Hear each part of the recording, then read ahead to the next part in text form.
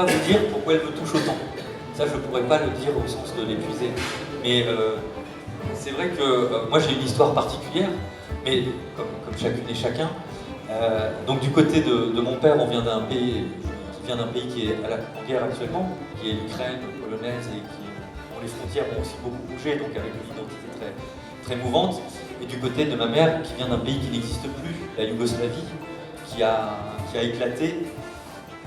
Et donc où justement la question des relations, des identités, des espaces, qui à un moment avaient l'unité et qui d'un seul coup aussi se sont transformés, en retrouvant peut-être quelque chose qui était des racines, mais il y a aussi encore d'autres choses derrière les racines sans doute. Et donc voilà, tout ça c'est vraiment, j'allais dire, biographique, mais c'est peut-être pas forcément ça qui est la réponse, hein, je ne sais pas, mais ça me permet quand même aussi d'échanger avec vous sur ça. Après, moi j'ai toujours aimé les chemins de traverse, justement, je sais pas, après ça fait vraiment partie des expériences de chacune et de chacun. Mais c'est vrai que quand j'ai rencontré Clisson le 5 janvier 2005, je l'ai rencontré vraiment par hasard dans une expo d'art où je déambulais et je voyais qu'il était invité. Il y avait des caméras d'RFI, il y avait du monde qui était là pour une personnalité qui venait discuter. J'écoute la conférence ou la fin de la conférence comme on fait tous, il y en a plein, etc. Mais après, je sais pas, ça m'arrive assez rarement. Je vois Clisson qui se lève et on se croise et je commence à discuter avec lui comme ça en disant merci beaucoup, c'était vraiment très intéressant. Et je fais avec plein d'autres penseurs ou philosophes ou d'autres que j'ai vus. Mais la réponse m'a vraiment étonné. Il m'a dit ah bah si ça t'intéresse, viens avec nous. Moi je m'attendais pas à ce qu'il m'ait. Parce que alors je pense qu'il y avait quelqu'un qui lui avait parlé de moi, qu'il y avait des étudiants qui viendraient. Bon bref, moi j'étais étudiant, je n'étais vraiment rien. Je commençais une thèse de doctorat sur la musique justement, parce que c'est ce qui m'intéressait, c'est de faire une thèse de doctorat sur un sujet qui m'intéressait, qui n'est pas du tout un sujet universitaire classique, qui me faisait me décentrer totalement, parce que j'ai fait une thèse de doctorat sur le mot ritournelle. Qu'est-ce que c'est que la ritournelle dans la musique, dans les mots, dans l'art, etc. La petite répétition qui revient, le refrain entêtant. C'est pas un sujet qui pourrait être très sérieux, on va dire. Et on ne fait pas une carrière, on se lance pas dans un. Mais moi, je ne pouvais pas faire autrement. C'est ça qui me plaisait dans. Enfin, je ne pouvais pas faire une thèse classique sur, je sais pas moi, la rationalité chez Descartes dans le chapitre 8 à 12 du discours de la méthode. Parce que j'ai plein de copains qui ont fait ça, hein, et ils ont tous très bien réussi.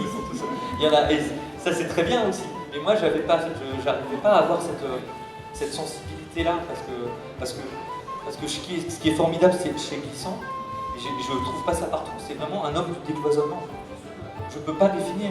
C'est quelqu'un qui fait de la poésie, c'est quelqu'un qui s'intéresse à toutes les formes d'art, qui fait des romans, des essais, à chaque fois avec des originalités. Il a une langue unique, mais qui emmène dans un univers. Et je trouve que c'est ça les penseurs multiples qui peuvent en tout cas nous toucher.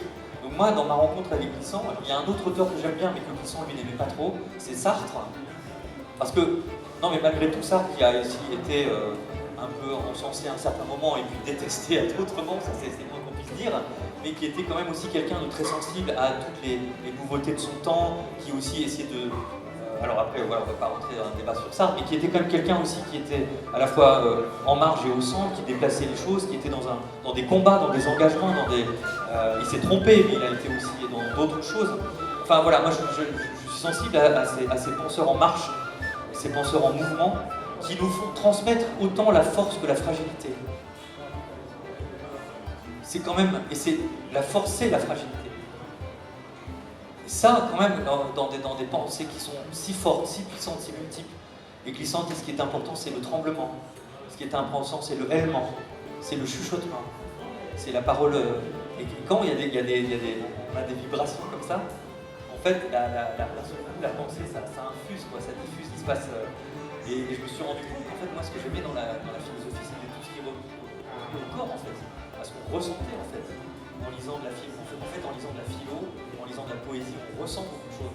C'est vrai que moi, j'ai pas été trop formé à ça, en fait, dans mes études, etc. On met pas trop en avant la sensibilité. On dit pas, quand on fait un cours en fac, qu'est-ce que tu ressens, qu'est-ce que tu viens de ressentir là. Donc, on essaie plutôt de. Alors, c'est très bien, hein, c'est une démarche nécessaire de rationaliser, de contextualiser, d'expliquer les choses. Mais c'est important aussi de laisser place à l'intuitif, au sensible. Et quand il y a des portes qui ouvrent comme ça, je pense qu'il y en a plein d'autres. Après, chacun va trouver ce qui résonne en soi. Voilà, mais pour répondre à votre question, qui est très belle, et c'est celle que je peux vous proposer.